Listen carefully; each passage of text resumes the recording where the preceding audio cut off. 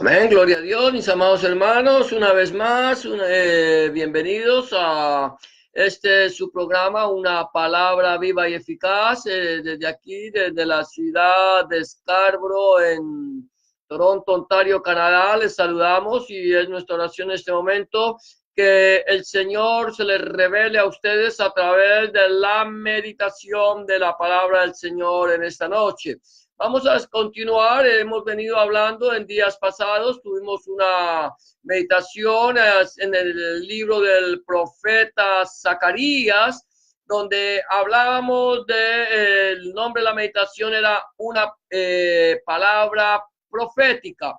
Y hemos dicho que la palabra del Señor en sí toda es profética, desde el libro de Génesis sobre Chile hasta el libro del Apocalipsis. De tal manera que hemos venido mirando cómo el Señor se le reveló a Zacarías, cómo el Señor le mostró profecías que habrían de cumplirse en los tiempos de Zacarías, y cómo también le reveló acerca de los acontecimientos finales hasta el día de la venida hasta el día de la segunda venida de nuestro Señor Jesucristo, Adonai Yahshua Mashiach, cuando Él viniera y pusiera sus pies sobre el monte de los olivos, su reinado milenial, inclusive, aunque no lo dice claramente, pero lo hemos venido viendo a medida de que hemos venido meditando. Y yo quiero terminar ya en esta noche, vamos a continuar hablando de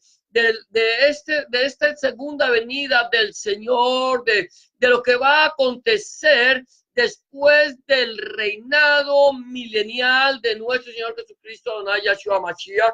Recuerda que Él vendrá, Él establecerá su reino, Él gobernará las naciones con rectitud, Él establecerá un reinado milenial donde todas las cosas serán restauradas, será la restauración de todas las cosas, de tal manera que volveremos al tiempo del principio, cuando el Señor estableció a Adán y Eva en el paraíso, cuando el Señor los puso en el jardín del Edén, cuando el Señor todo era armonía, paz. Ese va a ser el tiempo del reinado milenial de nuestro Señor Jesucristo.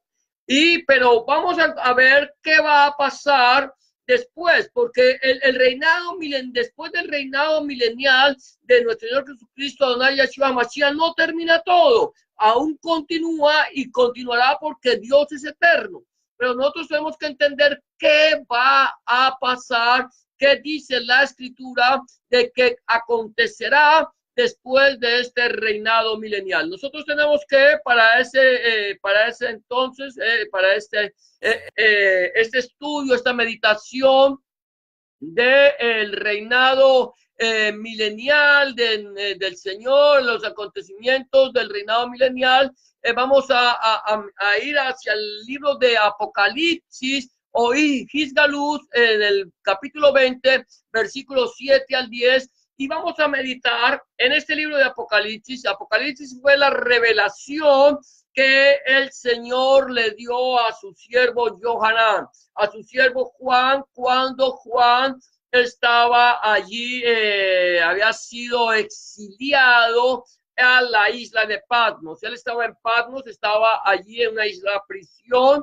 donde él estaba alejado de todos, de la iglesia, pero allí estando él en el día del Señor, dice Juan, Johanán, y entendemos que el día del Señor era el Shabbat, en el Shabbat, que era el día que el pueblo de Israel celebraba el día del Señor. Estaba él allí y el Señor se le revela a él y le muestra todo lo que habría acontecer, le muestra toda la historia de la humanidad desde el principio hasta el final. Y hoy vamos a estar mirando entonces acerca de esto en el libro de Apocalipsis, Hisgaluz, capítulo 20, versículos 7 al 10, y el título de la meditación de esta noche es acontecimiento final del reinado milenial. Recuerda que el Señor viene, establece su reino, ya la bestia y el falso profeta han sido lanzados al lago que arde con fuego y azufre, y Satanás es atado por 1000 años. Encontramos que en este reinado milenial, según el libro del profeta Isaías, la persona que muera de 100 años morirá siendo niño, pero también que el pecador de 100 años será maldito. Eso ayer lo meditamos un poco, sobre que a pesar de que Satanás haya sido atado por 1000 años, no quiere decir que el hombre deje de pecar. Esto nos muestra que no solamente es porque Satanás nos esté tentando y le echemos toda la culpa a Satanás, aunque definitivamente toda la culpa la tiene Satanás. Desde el momento en que el hombre le entregó el reinado, le entregó el dominio que le había dado, se lo entregó a Satanás. La culpa fue más nuestra que de Satanás. ¿Por qué? Porque Satanás tentó a la mujer y la mujer pudo haberle dicho no. Pero la mujer se dio a la tentación de la mujer y la mujer llevó al hombre a caer y los dos cometieron el pecado de la desobediencia, de tal manera que eso nos alejó de la perfecta voluntad de Dios. Ahora el Señor establece su reino milenial, se restauran todas las cosas, pero aún el corazón del hombre, al estar atado a esta naturaleza, tiende a hacer lo malo aún en la presencia del Señor. Vamos a ver, entonces, acontece que después del reinado milenial de nuestro Señor Jesucristo, al final de los 1000 años, dice la Biblia que Satanás será suelto de su prisión. Versículo 7 del capítulo 20 de Apocalipsis dice de la siguiente manera: cuando los 1000 años se cumplan, Satanás será suelto de su prisión. ¿Cuándo? Cuando los 1000 años se cumplan. Acontecerá que se cumplirán los 1000 años y entonces la sentencia que se le dictaminó a Satanás primeramente fue de 1000 años, y después el Señor le da libertad a Satanás para que Satanás haga de las suyas. O sea, el Señor le dice a Satanás, le dice, te voy a dar libertad. Ahora yo tengo el gobierno. No quiere decir que el Señor no sepa lo que Satanás va a hacer y no sepa lo que el hombre va a hacer también. Pero se le da la libertad.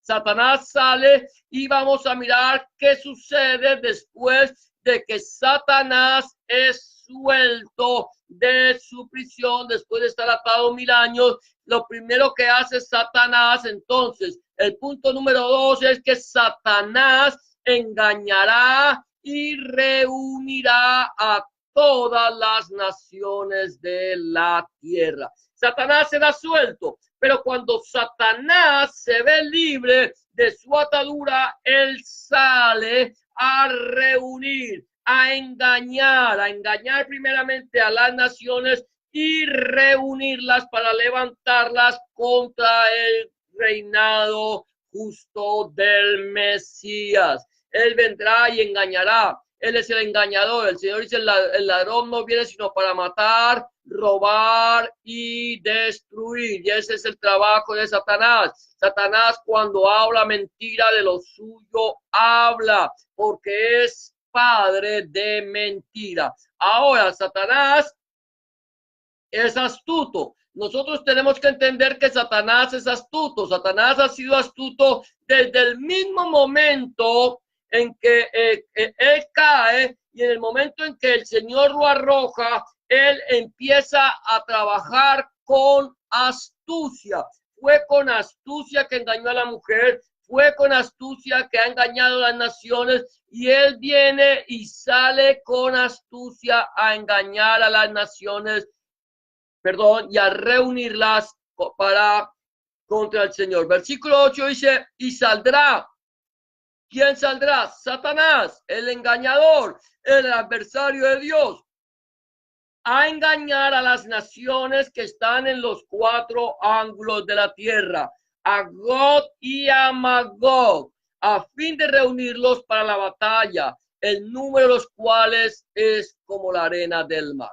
Aquí algo interesante es que Satanás sale a engañar a los 4 ángulos de la tierra. Cuando la Biblia me habla de los 4 ángulos de la tierra, tenemos que estar bien conscientes que no era que los creyentes creyeran que la tierra era plana y cuadrada. Hay algo interesante, es que mucha gente ha pensado que la Biblia hablaba de que la tierra era cuadrada. Nunca, la Biblia siempre nos ha hablado de la redondez de la tierra, nos ha hablado del círculo de la tierra, dando a entender que la tierra era redonda. Lo que pasa es que la gente que no entendía la palabra, los paganos, los que no tenían conocimiento de la palabra de Dios, entonces tenían sus propios conceptos de lo que era la tierra. Ellos pensaban que la tierra era plana y que al final del mar había unas cataratas y ahí se desbordaba todo. Pero la Biblia es clara cuando nos habla de la redondez de la tierra. Pero aquí cuando nos habla de los 4 ángulos de la tierra, tenemos que entender que la tierra ha sido dividida en 4 partes, siendo redonda. Nosotros conocemos que la tierra es redonda. Para nosotros hoy más que nunca sabemos que la tierra es redonda. Desde el mismo momento en que Colón demostró que la tierra era redonda. Entonces la humanidad entera, ya no solamente las personas que conocían las escrituras, la palabra de Dios, el Tanakh, sabían que era redonda, sino que toda la humanidad pudo entender que la tierra era redonda. Pero a pesar de que nosotros sabemos que la tierra es redonda, la tierra está dividida en 4. Está dividida en 4 de tal manera que nosotros la dividimos de esta manera y podemos entonces entender que tenemos 4 puntos cardinales a los que le llamamos oriente, occidente, norte y sur. Oeste, decimos también este, oeste, norte y sur. De tal manera que está dividida en 4 partes. Entonces, aquí cuando habla de los 4 ángulos de la tierra, me está hablando que Satanás irá a todas las naciones del mundo, a las naciones del norte, a las naciones del sur, a las naciones del este y a las naciones del oeste, a todas las naciones para engañarlas y reunirlas. ¿Cómo los va a engañar Satanás? Aquí la palabra del Señor no me dice cómo Satanás va a engañar a las naciones. Él es un espíritu de mentira y es lo que él hace. Él va a engañar, va a la tierra de God, y Magog, que es la tierra de God y de Magog, del príncipe de Magog, que es God. Allá que es el norte de Israel, que está lo que nosotros conocemos hoy por hoy como como Rusia, esa es la tierra de God y de Magog.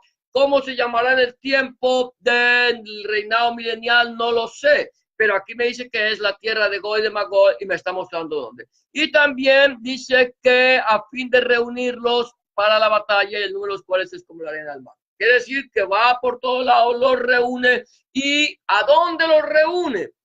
¿A dónde reunirá Satanás a las naciones? Mira que esto es bien interesante. Los reúne para la batalla. Recuerda que en el reinado milenial de nuestro Señor Jesucristo no se preparará la gente más para la guerra. Ya no habrá guerra, será un reinado de paz. Pero cuando Satanás sea suelto de sus cadenas, de su prisión, él los va a reunir, los va a traer para la batalla. Aquí dice que para la batalla van a venir a levantarse, va a armar un sindicato, va a poner a la gente un espíritu de inconformismo acerca del reinado milenial del Señor. Señor, tú nos has gobernado por 1000 años. Saldrá Satanás a decirle, miren,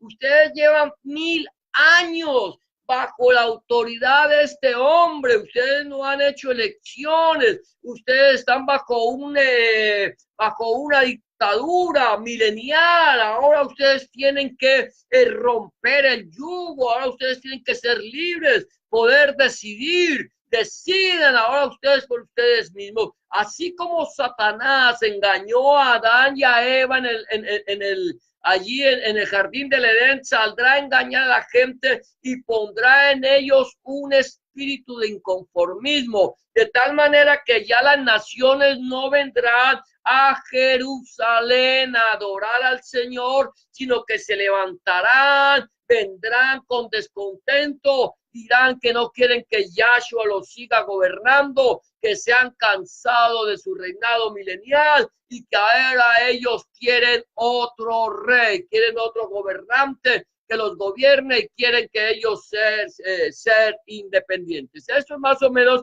una idea de lo que yo puedo ver, de lo que yo me imagino. ¿Cómo será? No lo sé. La Biblia me dice que Satanás los engañará. Estoy tomando una idea de cómo Satanás les puede engañar. Definitivamente va a poner un espíritu descontento en ellos y los reunirá allí para que vayan a la batalla. Decirle, no queremos más que tú reines sobre nosotros. Ahora, número 3, ellos vendrán, serán reunidos por Satanás y rodearán la ciudad amada, rodearán la ciudad amada. ¿Y qué va a pasar cuando ellos rodeen la ciudad amada? Serán consumidos. Algo interesante. Aquí dice, y subieron, versículo 9 del capítulo 20 de Apocalipsis, dice, y subieron sobre la anchura de la tierra y rodearon el campamento de los santos y la ciudad amada. Mira esto, se reunieron, subieron sobre la anchura de la tierra, empiezan a subir. ¿Para dónde van? Van hacia Jerusalén. Jerusalén es la ciudad amada. Jerusalén es la ciudad donde el Señor, nuestro Dios, Allah Yahshua Mashiach está reinando, y allí se levantan todas las naciones y empiezan a llegar y empiezan a subir hacia Jerusalén y empiezan a rodear la ciudad amada, a mostrar su inconformismo de un gobierno recto, de un gobierno de paz, de un gobierno de armonía. Ellos ya están cansados de todo esto y quieren cambiar porque Satanás les puso en el corazón un espíritu de inconformismo. Cuando ellos se levantan, cuando los rebeldes de todas las naciones vienen como la arena del mar, yo quiero que tú te imagines esto, vienen rodeando la ciudad, tienen la ciudad rodeada, el Señor está allí con sus santos ángeles o con aquellos que fueron lavados con la sangre del Cordero, los decapitados por causa del evangelio, está allí, y estos inicuos, esta gente que no han agradecido en la gloria de Dios, Dios les ha permitido, les ha dado oportunidad para que tengan un tiempo de paz, y estos se levantan y entonces desciende fuego del cielo y los consume. Dice, se rodearon el campamento, los santos y la ciudad amada, y de Dios descendió fuego del cielo y los consumió. ¿Por qué? ¿Será que Dios es malo, que no les permite que ellos tengan derecho a protestar? No. ¿Por qué? Porque Dios es amor, pero también es fuego consumidor. Dios les ha mostrado su amor durante 1000 años. Los ha guardado, los ha protegido. No han tenido ninguna enfermedad, no ha habido pestes, no ha habido hambre, no ha habido escasez, no ha habido guerras, y aún así el hombre inconforme se levanta contra el gobierno de Dios. Entonces, encontramos que después del reinado milenial de nuestro Señor Jesucristo, número 1, Satanás será suelto de su prisión. Número 2, Satanás engañará y reunirá a todas las naciones. Número 3, rodearán la ciudad amada y serán consumidos. Y número 4, para finalizar esta meditación que estamos hablando acerca del acontecimiento final del reinado milenial de nuestro Señor Jesucristo, Adonai Yahshua HaMashiach, es que Satanás será arrojado al lago que arde con fuego y azufre. Mira lo que dice la palabra del Señor. Una vez que estos impíos, estos hombres malos, perversos, que se le han levantado contra el reinado de nuestro Señor,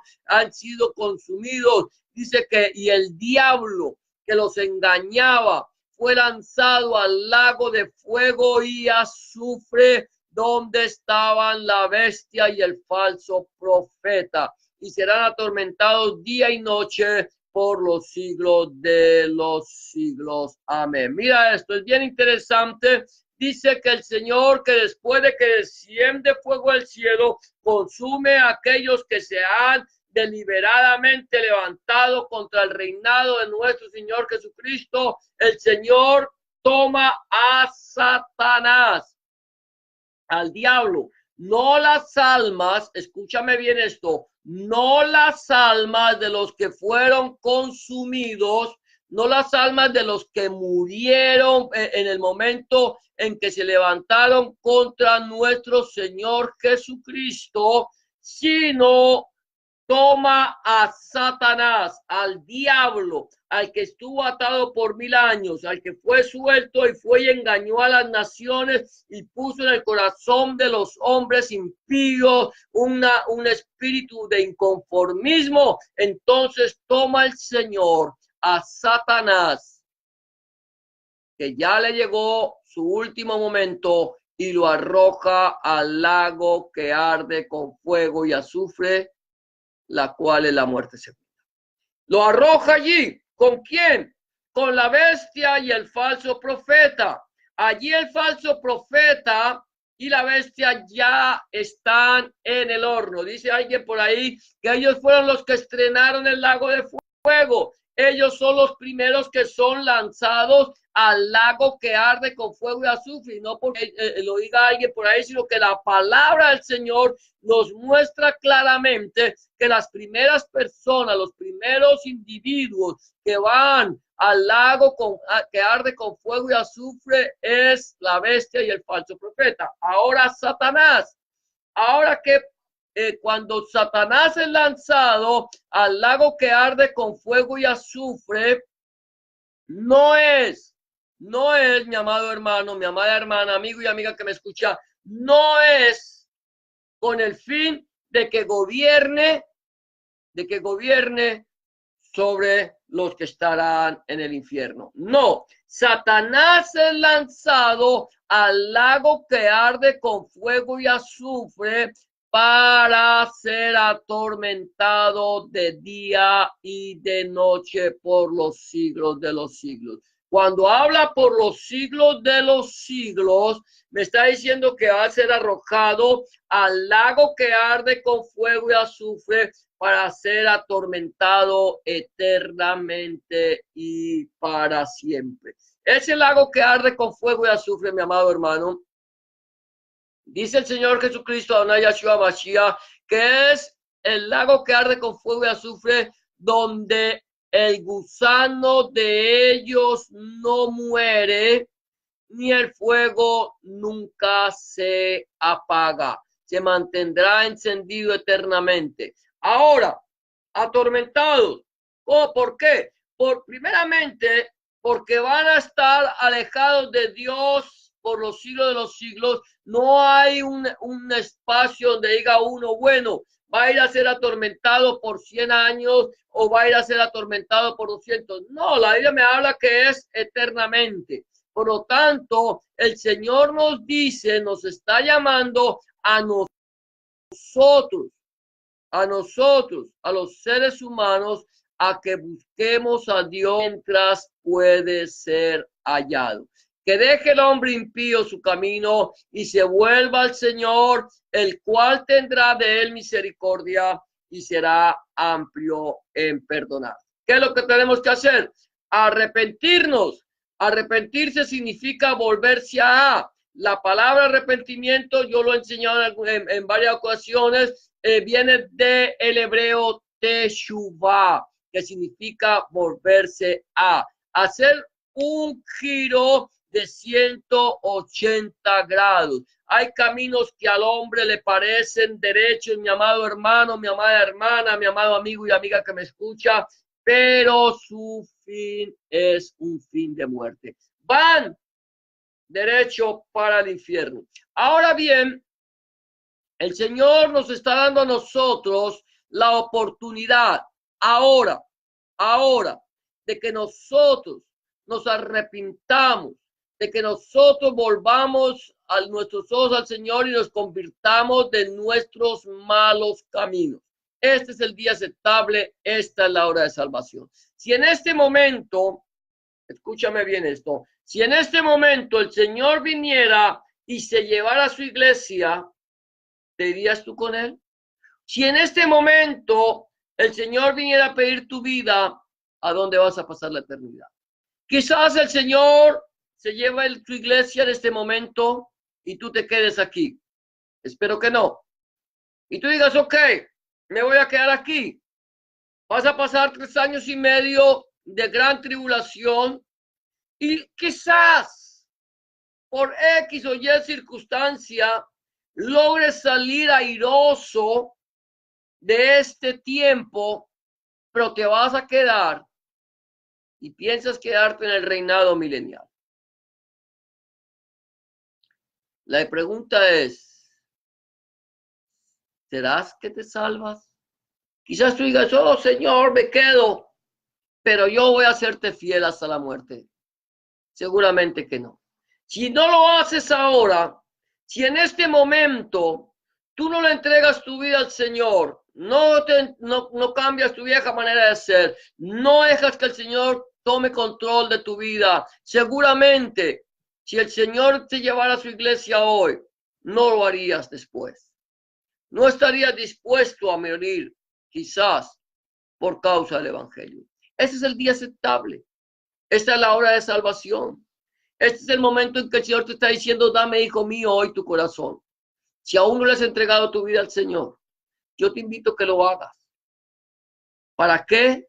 Para que tengas parte en la primera resurrección. Para que tengas parte en el arrebatamiento de la iglesia. Para que tengas parte quizás en el reinado milenial de nuestro Señor Jesucristo. Y para que tengas parte de la vida eterna. Este es el día de salvación. Esta es la hora de salvación. Solamente la decisión la tomamos cada uno de nosotros. Dios no va a decidir por ti. Tú tienes la opción de decirle al Señor, Señor, yo te quiero servir. Tienes la opción de decirle al Señor, Señor, yo quiero que tú seas mi Rey y mi Señor. Y tienes la opción de rechazar la invitación que Dios te está haciendo en esta noche. Tienes la opción de rechazar el regalo de Dios o de aceptarlo. Si lo aceptas, tienes vida eterna. Si lo rechazas, no te garantizo que puedas ver el rostro de Dios. La Biblia dice, porque de tal manera amó Dios al mundo, que ha dado a su Hijo unigénito, para que todo aquel que en él cree no se pierda, mas tenga vida eterna. Ese es el regalo de Dios para tu vida. Cristo, Adonai Yeshua Mashiach, pagó el precio que tú no podías pagar. Te ha comprado, te ha rescatado, pero tú necesitas aceptar el rescate, aceptar el precio que el Señor pagó para que el Señor te dé a ti el certificado de libertad, el certificado que diga que tú eres libre por la sangre de Cristo. La decisión la tomas tú, es tu opción. ¿Cómo está tu vida delante del Señor en este momento? Si aún no le has entregado tu vida, yo te invito a que lo hagas. Que lo hagas en este momento con una oración de fe. Con el corazón se cree para justicia, pero con la boca se confiesa para salvación. Solo tienes que hacer una sencilla oración como la que te voy a proponer, creyendo y entregándole tu vida. Solamente dile en este momento, Señor Jesús, en este momento vengo delante de tu presencia, reconociendo que he pecado, reconociendo que he hecho lo malo delante de tus ojos y que no soy digno o digna de ser llamado tu hijo o tu hija.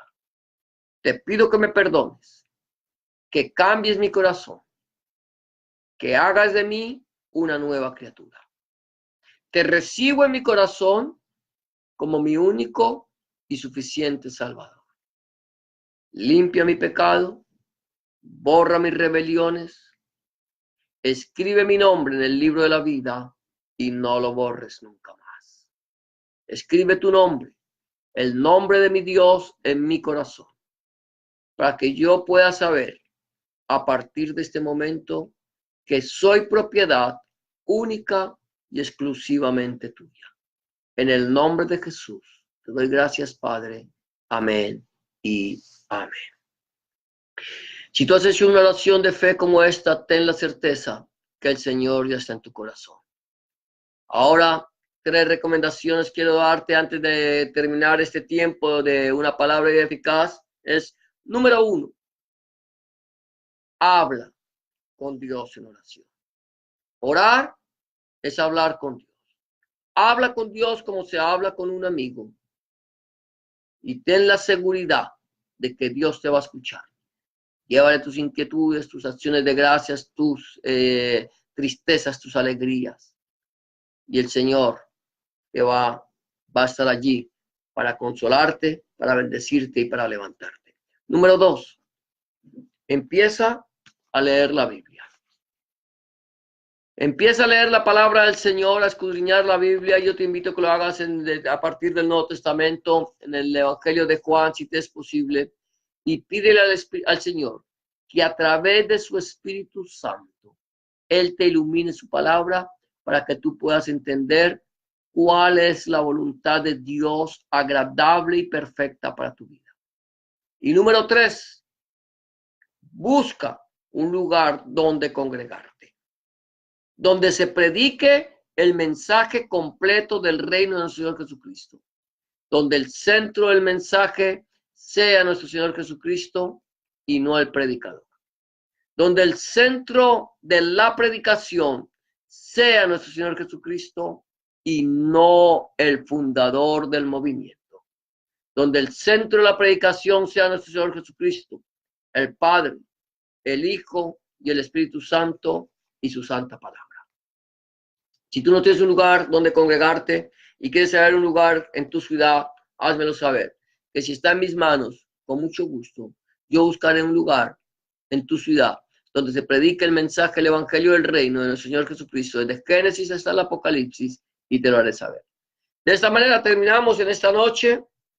Es mi oración en este momento que la paz de Dios, que sobrepasa todo entendimiento, llene tu corazón y tu pensamiento en Cristo Jesús, Adonai Yeshua Mashiach, y que el Señor te bendiga y te guarde.